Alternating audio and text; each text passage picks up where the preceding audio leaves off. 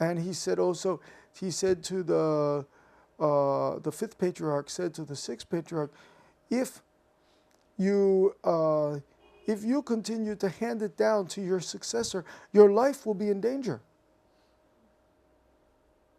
People will be angry at you. So leave this place as quickly as you can, because someone might do you harm. Then the sixth patriarch, he said, where should I go? Then he said, you should stop it away and seclude yourself at a wui. So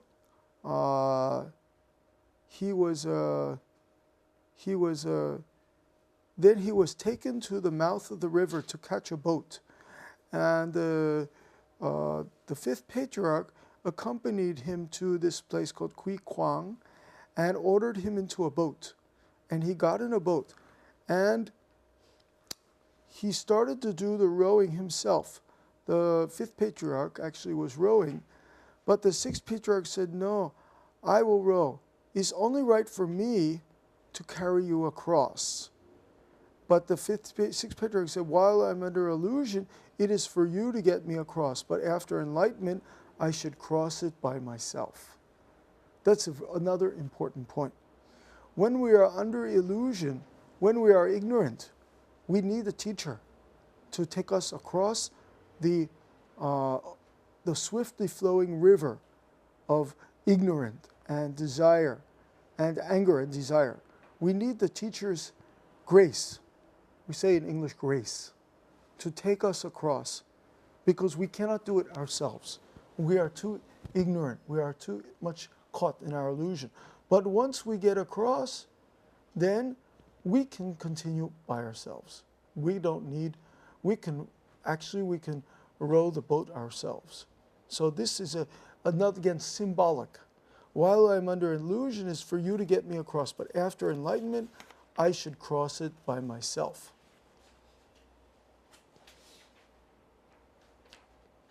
Since I am now enlightened, it is only right for me to cross the sea of birth and death and by myself, by realizing my own true nature.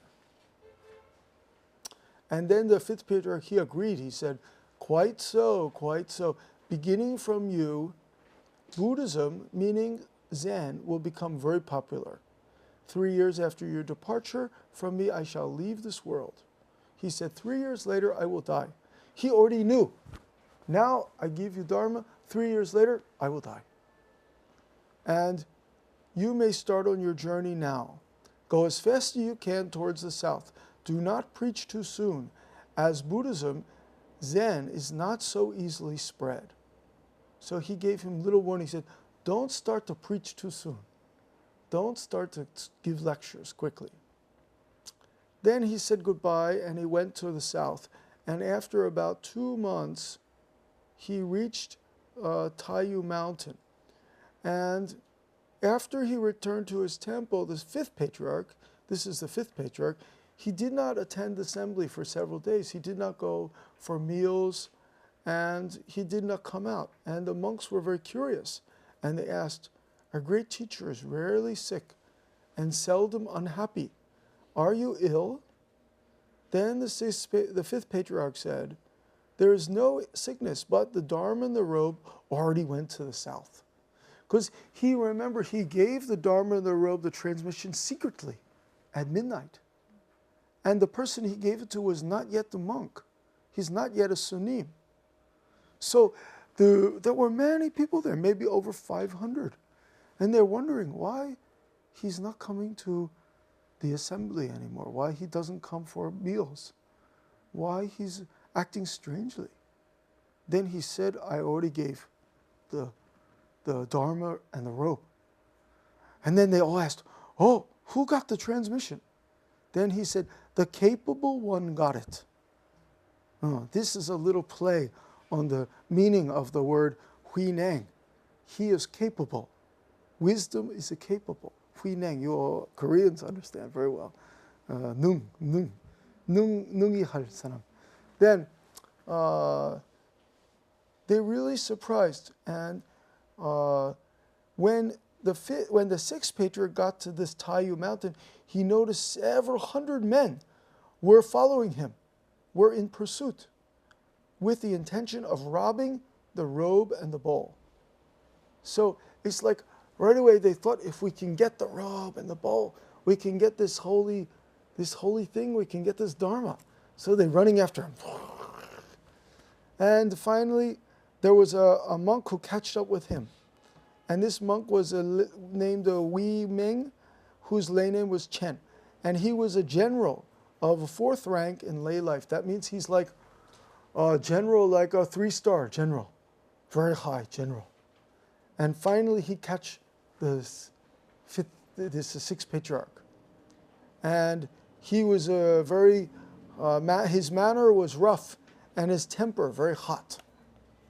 You understand this, right? And of all the pursuers, he was the most vigilant in search of me. And when he was about to overtake me, I threw the robe and the begging bowl on a rock and said, "This robe is nothing but a symbol. What's the use of taking it away by force?" I then hid myself. So he was he had a very good faith in the Dharma. So he's not attached to the robe. So he put the robe and the bowls on a rock. And he said, it's only symbol. What's the use of taking it away by force? And then he hid himself. And when he got to the rock, the monk, this means the monk whose name was Hui Ming, the general, who was a general before. He got to the rock, he tried to pick up the robe and the bowl. He tried to take them, but he found that he could not pick them up. What's happening here? They're very heavy. They're really heavy. And he's sweating. In some other book it says he's really sweating and really tried to pick it up. In this translation it doesn't say that. But in other book I read, it said he's like straining, like He's really tried to pick up this rope. It's very light. And he's sweat pouring down. And he's very afraid also. Then he calls out, lay brother, layman, I come for the Dharma, not for the rope.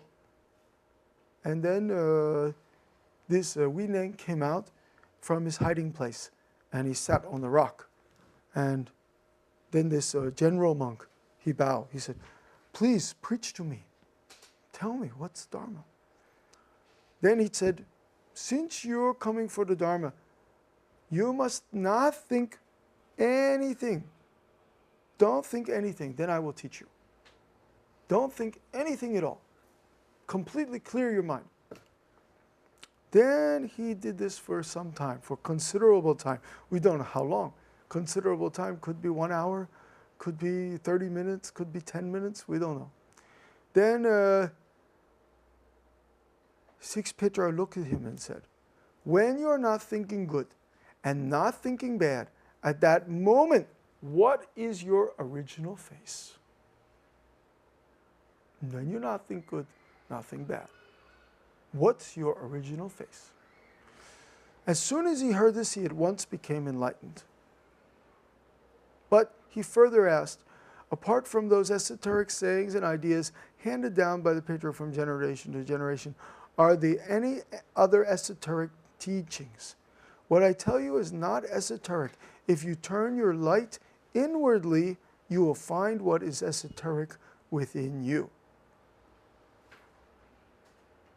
This is a very kind teaching. Very kind. Almost too kind. Because even though he got enlightenment, he then again asked, is there any other esoteric teaching? You know, here it is, we use the word esoteric. Do you understand this word esoteric? It's a little difficult for...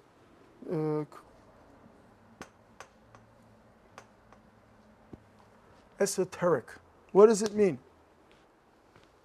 Can anybody tell me? Not so easy? Esoteric. What does that mean? Secret, yeah. And special. Secret and special. Not just secret, but some like very extraordinary teaching. But then what the sixth patriarch replied, he asked, are there any other special secret teachings? Then the sixth patriarch said, what I told you is not esoteric. It's not secret. It's not extraordinary. If you turn your light inwardly, you will find what is esoteric within you. So if you look inside yourself, you will find the true esoteric. Now, this is a very important point, very kind teaching, very kind. Then, in spite of my staying in Wong Mu, I did not realize my self-nature. Thank you for your teaching. Now I'm like a person who drinks water and knows for himself whether it is cold or warm. Lay brother, you are now my teacher. So after he heard that, he understood his self-nature. Before, even though he stayed at the fifth patriarch's temple called Wong Mu, he didn't understand his self-nature. Now he understands his self-nature. He said, thank you for your teaching. Now I'm like a person who drinks water and knows for himself whether it is cold or warm. And if you study any of the books on sun in Korea, on Chamsun, many of these come from here. Many of the point that is become later came from here. That later became teachings in Zen monastery, it come from here. This is the root. As I said in the last lecture, this is the root of Korean Sun. Yeah, Diamond Sutra and the Sutra of Huineng.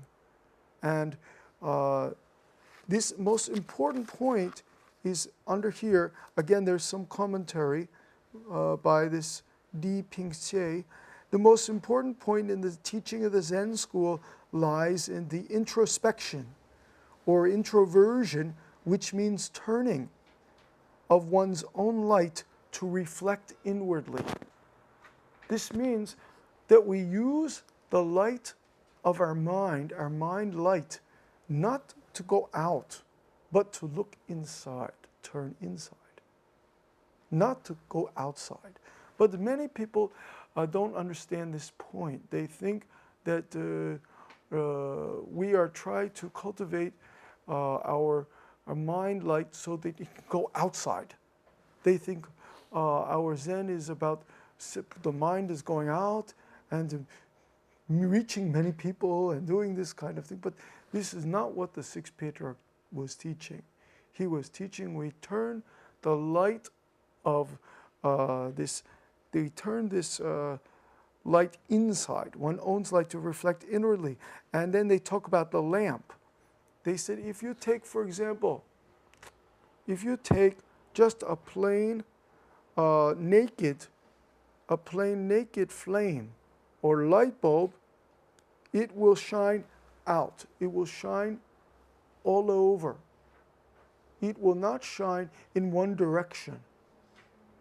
Let's say I have, for example, let's say I have a light. This is a lighter. Tape recorder. MP3. Okay. Let's say I have the candle light in my hand. Let's say I'm holding a candle light. If I don't direct it, the light will go over everywhere, weakly. But if I put a shade around it, then it will go in just one area. So this is why nowadays we have these fluorescent lights, with not a good example, but in usual the light bulb, we put a shade on it. We have to put some kind of cover on it because the shade will direct the light just in one area. Keep the light in one area. And our habit is to let our mind light go out. Go out. Yeah, I have seen this many people. Well, they come to our temple, they come to our Zen center, and they will practice, they will get some energy. But as soon as they go back to the city or go back to their house, they let all their energy go out. It's all, even they practice in the temple, or they do some retreat, or they do some study, they cannot keep the energy inside. They cannot reflect this light inside. As soon as they go out, as soon as they get around other people, it's all going out, all going out. Now, why is that? Now it says here, very interesting, when we are engrossed with criticizing others, as is our habit, we hardly ever turn our thoughts on ourselves, and hence we scarcely know anything about ourselves. So this is the case with most people. They know everything about everybody else, and they know how to criticize everybody else, and how to understand who is the top level, who is this, but they don't know themselves, because this energy from their mind, this mind light, is all going out.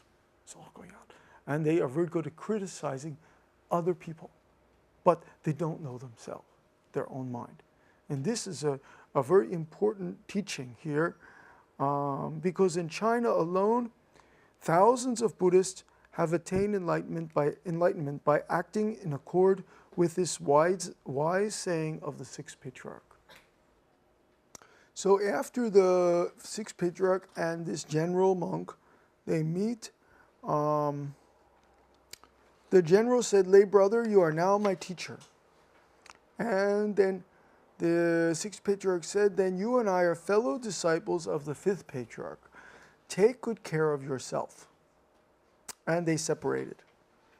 And after they separated, the sixth patriarch continued, and he went to Sao Kai. And again, these evil doers, he writes here, evil doers, meaning people who wanted to hurt him were following him. And people who want to hurt him and who are jealous of him, they followed him. So he had to take refuge in a place called Sui Wei, and he stayed with a party of hunters for 15 years. It's quite a long time. So for 15 years, he was not teaching the Dharma. He was just living with a group of hunters, and he had to live a very, not an easy life. He had to, sometimes he would just put vegetables in the pan where they cook their meat, and he would eat the vegetables, and he was able to eat the vegetables after they had been cooked with the meat. And when he would find living creatures that were caught, he would set them free. And so even though he lived with the hunters, he continued to live like a sunim, like a monk, but he was not teaching in public. 15 years he only was living by sort of on the outside of society, not in society, hidden from society. And one day, it came to me that I shouldn't live a secluded life all the time. It was time for me to propagate the Dharma. So after 15 years of living with the hunters and only eating vegetables that had been cooked with the meat, you can imagine maybe the vegetables had a little meat flavor, you know. But after this many years of living like this, you know, it's hard to believe he did not eat any meat. But after all these years, then finally he decided, it's time for me to propagate the Dharma. Now, how did he know that this was the right time? Just after waiting several years, maybe there were no more people trying to hurt him, trying to pursue him, and everything had become more calmed down, and he could come out. And then he went to Guangzhou, to this temple called Dharma Nature Temple. And interestingly enough, you can still see this temple in Guangzhou. There's if you go to China and you go to the city of Guangzhou, there is a temple known as the, I think, Guangzhou or something like that. And this is the temple where the sixth patriarch first came out of the hiding, and is known as the temple where the sixth patriarch cut his hair. Because until that time, he was the lay person. He was like you. He was not the sanim. And even though he received the Dharma and he was considered the sixth patriarch, he did not have the chance to become sanim. But when he went to Guangzhou, there is a temple where he finally cut his hair. And they still have the hair of sixth patriarch. They're keeping the hair there. So at that time, there was a bhikkhu, and he was a master of the Dharma, and he was lecturing on the Mahaparinirvana Sutra. And there were two bhikkhus arguing about a temple flag blowing in the wind, and one said the wind was moving, others said flag was moving. And they argued back and forth futilely. And finally, the sixth patriarch came. He came along, and he said, it's not the wind. It's not the flag that's moving. It's your minds that are moving. And they are very astounded. This is like revolution at that time for them. And the whole assembly was awed by what I said. And the bhikkhu Yen Sheng asked me to take a seat of honor and questioned me about various difficult points in the sutras. Then this sutra master, he asked the Huineng about some difficult points. And Huineng's answer is very good. How can he know about sutra? He never studied sutra. He never went to Kangwon, to sutra school. He never learned the Chinese character. But he can answer very well about sutras. This means he had already attained this Dharma. Already he was enlightened. Even though he didn't study Chinese character, did not study sutra, he understood the essence, the essential Dharma of the sutras. And seeing that his answers were precise and accurate, and that they showed something more than book knowledge, he said to me, "Lay brother, you must be an extraordinary man. I was told long ago that the inheritor of the fifth patriarch's robe and Dharma had come to the south. Very likely you are that man." Then he said politely, yes. Then he's very interested, and he asked to show the assembly the robe and the bowl which I had inherited. And he further asked, what did the fifth patriarch teach me? And apart from a discussion on the realization of the true nature, he gave me no other instruction, nor did he refer to meditation and liberation.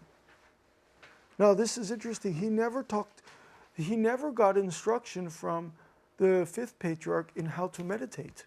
He was never told, you must sit like this, you must follow your breathing, you must do insight meditation. He never did that. He never did meditation as we understand meditation, sitting meditation. And then the sutra master, he asked him, why not? Because that would mean two ways. Buddha Dharma does not have two ways. And he asked, what is the Buddhism without two ways? He explained, he replied, the Mahaparinirvana Sutra, which expoundly explains that Buddha nature doesn't have two ways.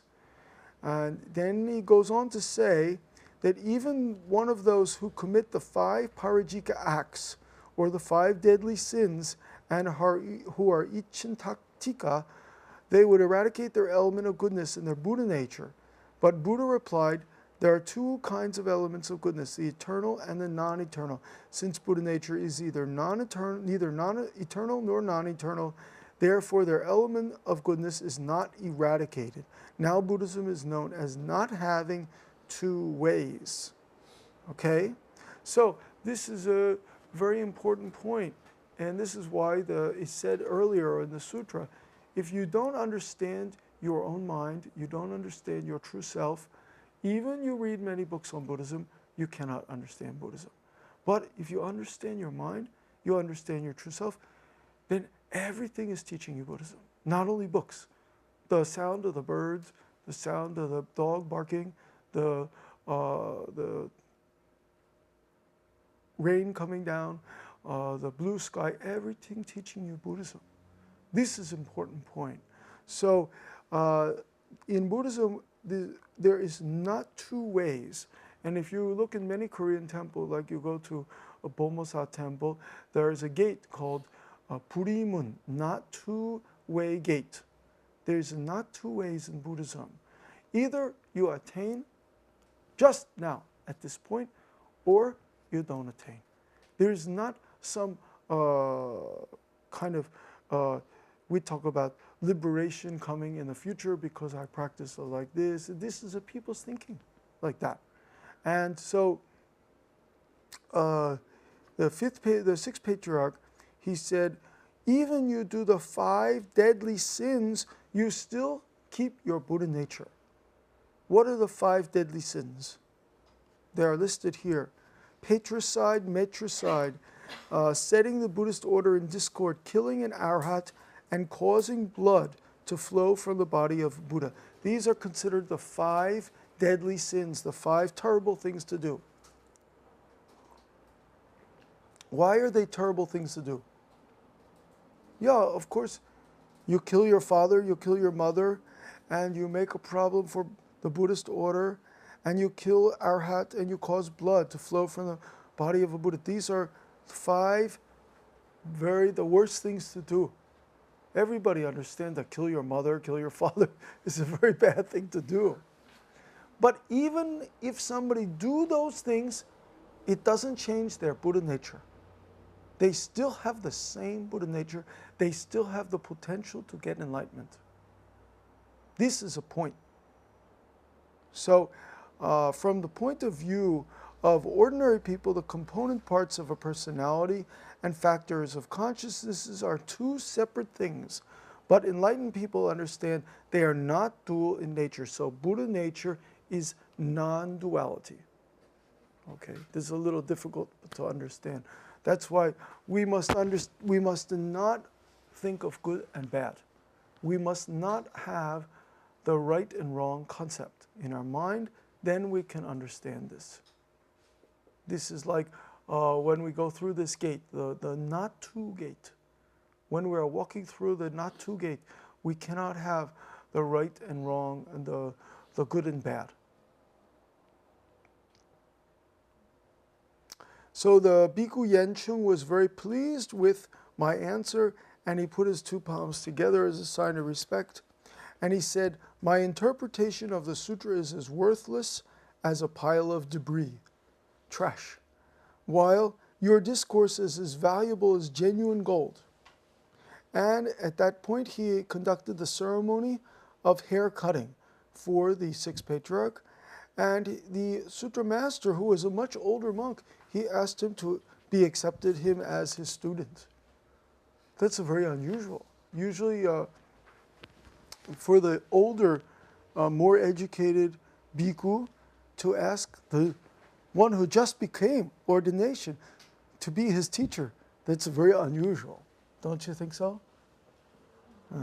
This is like the new professor is suddenly the older professor asks him, please be my teacher. Then after that, under the Bodhi tree, he preached the 6th patriarch. I preached the teaching of the Tungshan school, the school of the 4th and the 5th patriarchs who lived in Tungshan mountain. So the 4th and the 5th patriarchs, they both lived in this Tungshan mountain, and the Dharma was transmitted to the 6th patriarch on Tungshan mountain. So he called that the school of the 4th and the 5th patriarchs. And he said, since that time when the Dharma was transmitted, I have gone through many hardships, and my life often seemed to be hanging by a thread. Do you understand what that means? His life was hanging by a thread, meaning he felt like his life was almost taken. So even though we all think it's wonderful that somebody get the Dharma transmission and become the Zen master or become the patriarch. But for many people, once they became the Dharma master, once they got the transmission, their life was in danger. Their life was threatened. It was not as easy as we imagine it to be. We think somebody who is a Zen master or get the Dharma, they have a good life. Everybody respect them. Everybody bow to them. But actually, there are just for all those people, for everybody who respect, there are also many people who are jealous and angry and wish that they did not have the Dharma and who sometimes threaten them. So today I have the honor of meeting you and in this assembly, and I said that I have subscribed this to our good connections in previous kalpas, as well as to our common accumulated merits in making offerings to various Buddhas in our past incarnations. Otherwise, we should have no chance of hearing the above teachings of the Southern School. But at this point, I stop today. Any question or any commentary? Okay.